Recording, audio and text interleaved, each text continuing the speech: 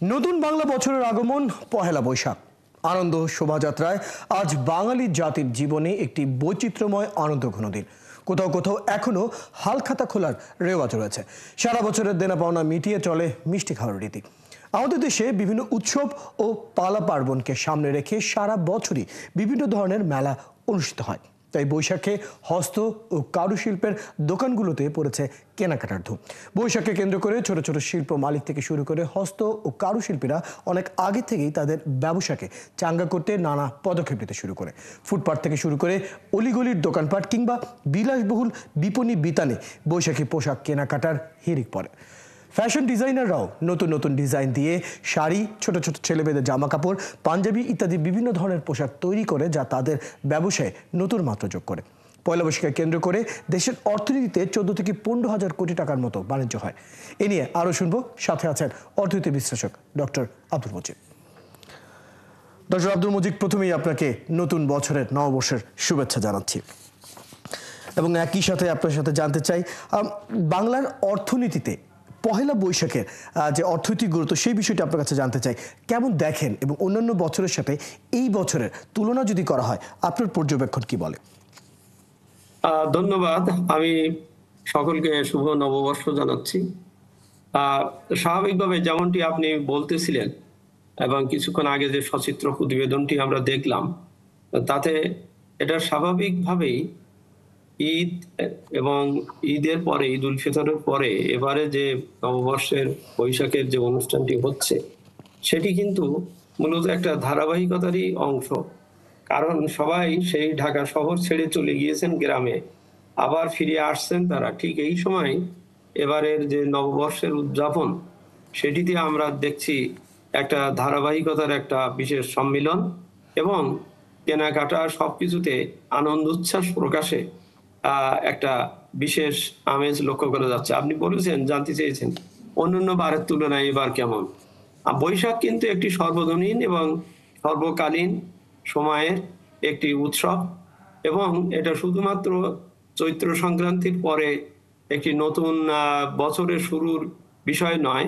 এই যে সময়টাতে এটি উদযাপিত হয়, সেই সময়টি সাধারণত একটি দাবদাহের, অর্থাৎ গ্রীষ্মের খুব গরমের একটা ভাব, সেইটার থেকেই প্রত্যেকে প্রত্যাশা করেন যে এই পয়লা বৈশাখের উৎসবের মাধ্যমে তারা যে জীবনযাত্রার মধ্যে তাদের যে সমকালীন যে সমস্ত অস্থিরতা, বিশেষ করে এখানে তাপমাত্রার এবং দ্রব্যমূল্যের এবং আরো অন্যান্য যে বিষয়গুলো আছে, অন্যান্য বছরের তুলনায় এবার তো বটেই যে এটা বৈশিষ্ট্যতা ভিন্নতা আছে, সেটা কিন্তু ছাপিয়ে উঠে বৈশাখের আনন্দ, বৈশাখী অর্থনীতিতে তার একটা প্রতিফলন কিন্তু আমরা স্পষ্ট দেখতে পাচ্ছি।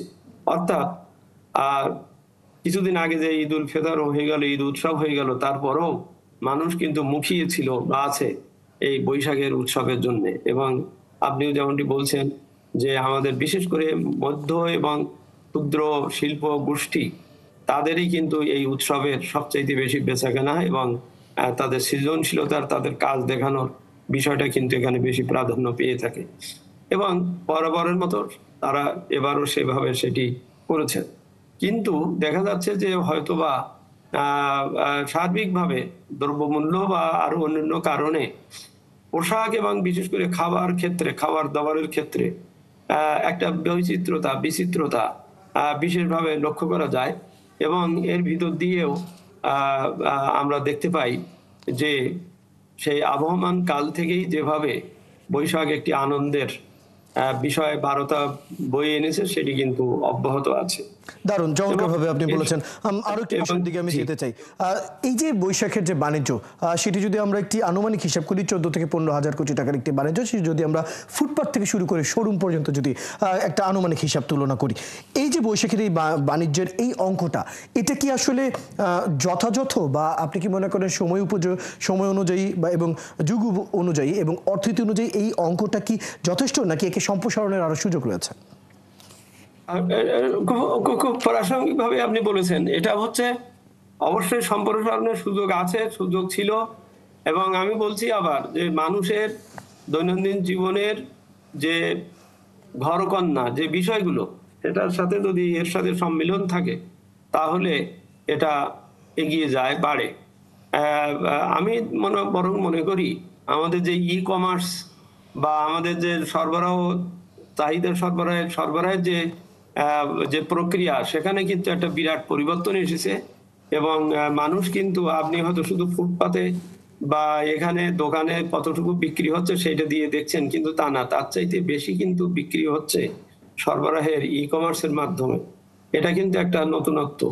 মানুষ কিন্তু ঠিক থেকেই আপনার অর্ডার দিচ্ছে, খাবার বাসায় বাসায় পৌঁছানো হচ্ছে, বিচিত্র ধরনের খাবার তৈরি হচ্ছে। আমাদের মিষ্টি বা অন্যান্য শিল্পর ক্ষেত্রে অনেক কিছু নতুনত্ব কিন্তু এসছে, সেগুলো কিন্তু প্রতিফলিত হচ্ছে। হয়তো ঠিক ফুটপাতে পসরা সাজিয়ে এবং সেখানে যে লোকজন যে কিনতে যাচ্ছে কিনা, সেটার হয়তো একটা পরিবর্তন আপনি মনে করতে পারেন, দেখতে পারেন। কিন্তু আসলে কিন্তু অর্থনীতি কিন্তু সজাগ, সক্রিয়, সচল, এটা কিন্তু আছে। এবং এটিকে আরো এগিয়ে নিয়ে যাওয়ার আসলে সুযোগ রয়েছে। ধন্যবাদ ডক্টর আব্দুল মজিদ সময়টুকু দেওয়ার জন্য, এবং অসাধারণ কিছু বিষয় আপনার সাথে আমরা আলাপ করলাম। আপনাকে নববর্ষের শুভেচ্ছা জানিয়ে আজ এখানে ধন্যবাদ জানাচ্ছি। ধন্যবাদ সময়টুকু দেওয়ার জন্য। দর্শক, আমাদের সাথে যুক্ত ছিলেন অর্থনীতিবিদ ডক্টর আব্দুল মজিদ। কথা বলছিলাম দেশে পহেলা বৈশাখের বাণিজ্য এবং এর প্রভাব এবং এই নিয়ে আরো কি করা যায় সেই বিষয়গুলো নিয়ে আরো বিস্তারিত শুনছিলাম। দর্শক,